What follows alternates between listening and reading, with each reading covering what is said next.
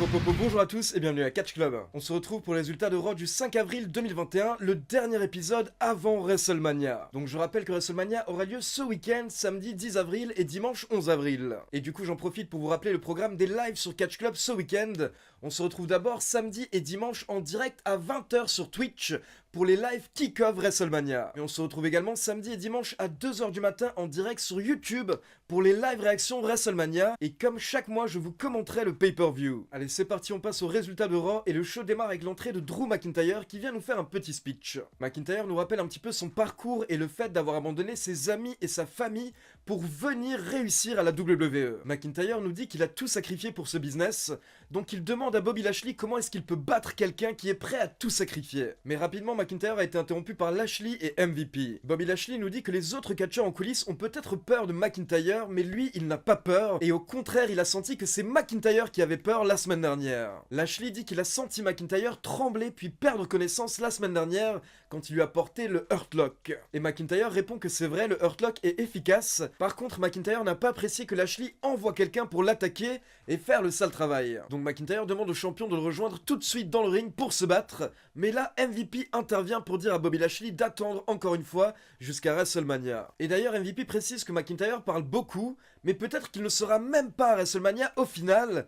Et là, nous avons droit à l'entrée de King Corbin. King Corbin qui a attaqué McIntyre la semaine dernière et qui va l'affronter ce soir lors du main event. Corbin nous dit qu'il a commencé quelque chose la semaine dernière et il va finir cette semaine. Donc il promet que McIntyre ne sera pas à WrestleMania car il va lui botter les fesses. Alors il est gentil Corbin, hein, bien entendu, mais bon, à une semaine de WrestleMania, honnêtement, c'est pas une menace crédible. Et puis en plus, il est chauve et je supporte pas les gens qui ont pas de cheveux. Ensuite, on retrouve Riddle et le New Day en coulisses et comme d'habitude, ils sont en train de délirer et là, ils font pas mal de jeux de mots par rapport au fait d'être high. Et quand Riddle s'en va, d'un coup les New Day ont envie de cookie. D'ailleurs, petite parenthèse par rapport à Riddle et sa boulette de la semaine dernière où il avait oublié son texte, au final on se demandait si c'était prévu ou pas prévu. Et bien sachez que d'après la dernière mise à jour qui a été donnée hier par le média américain Fightful, et bien au final ce n'était réellement pas prévu. Riddle a vraiment oublié son texte la semaine dernière en plein direct. Et apparemment ça a bien fait rire Vince McMahon, il a trouvé que c'était drôle et qu'au final ça passait, et surtout les officiels ont apprécié la réaction d'Asuka qui s'est vraiment bien débrouillée à l'écran. Et donc on enchaîne avec Xavier Woods accompagné par Kofi Kingston contre AJ Styles accompagné par Omos. Et très rapidement au bout d'environ 1 minute, AJ Styles est en train de porter son calf crusher à Xavier Woods. Donc là on a Kofi Kingston qui a compris qu'il fallait intervenir, donc il a pris le micro et il allait voir Omos au bord du ring. Kofi nous rappelle que la semaine dernière Omos les a attaqués et pourtant ils sont toujours là, donc il demande à Omos si c'est tout ce qu'il a, et là il lui jette le micro dessus. Puis Kofi Kingston part en courant et il passe par le ring, ce qui fait que ça distrait AJ Styles qui lâche prise.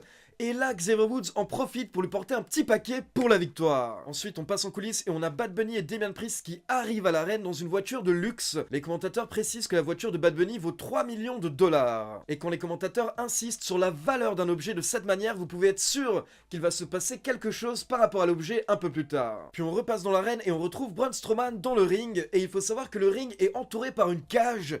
Car je rappelle que Strowman affrontera Shane McMahon à WrestleMania dans un cage match. Et en gros, Strowman nous a fait un petit speech pour nous dire qu'il va battre Shane McMahon à WrestleMania et il va venger toutes les personnes qui ont été traitées de stupides une fois dans leur vie. Il va venger toutes les personnes à qui on a dit un jour qu'elles n'arriveront jamais à rien. Puis Strowman est interrompu par l'entrée de Shane McMahon. Déjà, McMahon se demande pourquoi est-ce que Strowman lui en veut tellement parce qu'au fond, il lui a rien fait. Puis McMahon dit qu'il a laissé Strowman choisir la stipulation de leur match pour tester son intellect. Et au final, le choix d'un cage match n'est pas un choix stupide, car ça joue clairement en faveur de Strowman face à n'importe quel homme, sauf que Shane McMahon précise qu'il n'est pas n'importe quel homme, c'est un McMahon. McMahon nous garantit que lors de WrestleMania, il va être plus intelligent que Strowman et il va le battre. Et le lendemain, Braun Strowman va se réveiller, il va se regarder dans le miroir et il va se dire qu'il est stupide. Derrière, on a le droit à un match handicap avec Strowman contre Elias et Jackson Ryker.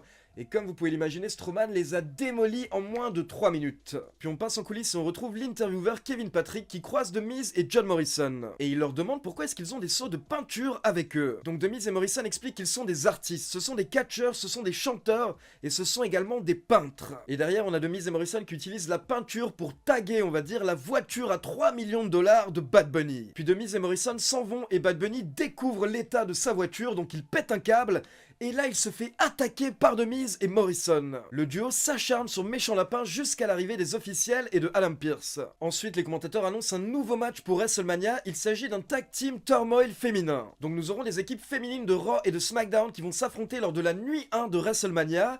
Et les vainqueurs de ce match affronteront les championnes par équipe lors de la nuit 2 de WrestleMania. Et justement, on enchaîne avec Nia Jax et Shayna Baszler accompagnés par Reginald contre Asuka et Rhea Ripley. Et comme c'était le cas il y a 2 semaines entre Sasha Banks et Bianca Belair, hier soir le but c'était de voir si Asuka et Ripley pouvaient coexister. Mais clairement c'était tendu lors du match, notamment à chaque fois que les catcheuses effectuaient le relais. Puis au bout d'une dizaine de minutes, alors que Asuka allait monter sur la 3ème corde, Rhea Ripley l'a poussée vers l'extérieur du ring, puis elle lui a porté un slam à l'extérieur.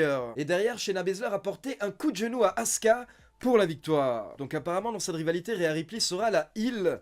Maintenant la grande question c'est est-ce qu'elle va remporter le titre ce week-end à WrestleMania? Je pense qu'on est nombreux à l'espérer. Ensuite on passe en coulisses et on retrouve MVP qui se prend un coup de pression de la part de Cedric Alexander et Shelton Benjamin. Les deux catcheurs ont dit à MVP que ce n'est qu'un has-been qui profite de Bobby Lashley et les deux ne seraient jamais allés aussi loin sans Benjamin et sans Alexander. Puis Benjamin et Alexander s'en vont et là on a Bobby Lashley qui débarque et il demande ce qui vient de se passer, il promet qu'il va briser Alexander dans un instant. Et dans un autre coin des coulisses on a le droit à un petit segment avec les championnes par équipe et toutes leurs adversaires potentiels. Donc on a notamment Lana et Naomi, Mandy Rose et Dana Brooke, le Riot Squad et également Billie Kay qui dit qu'elle sera peut-être présente à WrestleMania avec Carmella. Puis on enchaîne avec Bobby Lashley contre Cedric Alexander accompagné par Shelton Benjamin.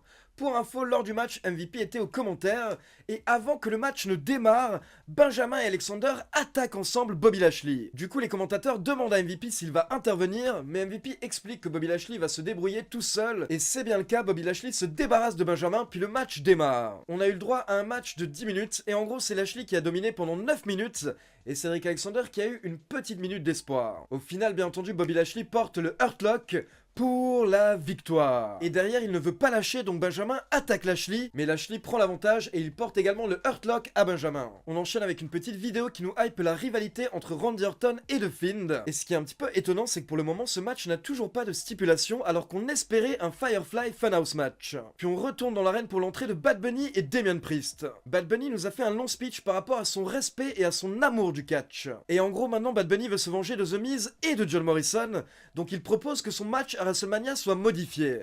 Au lieu d'avoir Bad Bunny contre The Miz, il propose d'avoir Bad Bunny et Damian Priest contre The Miz et John Morrison. Et à la fin du segment, The Miz et John Morrison apparaissent sur l'écran géant et ils acceptent. Puis on passe en coulisses et on retrouve Sheamus et Mustafa Ali qui sont en train de discuter.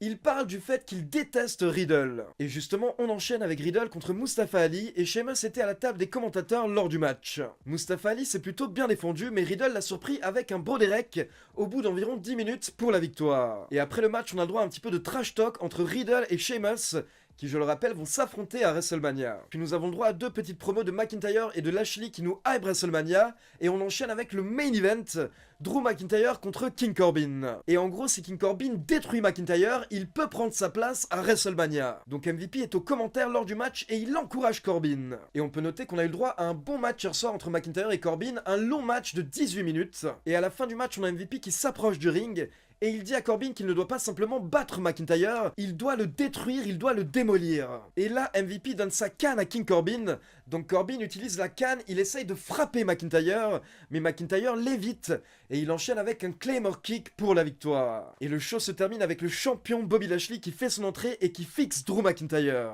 Donc voilà, c'est tout pour les résultats de Raw. Maintenant, comme d'habitude, c'est à vous, n'hésitez pas à me laisser vos avis dans les commentaires. Et comme d'habitude, n'oubliez pas de liker la vidéo, de vous abonner à la chaîne et de cliquer sur la petite cloche pour être informé de la sortie des prochaines vidéos. Ciao tout le monde!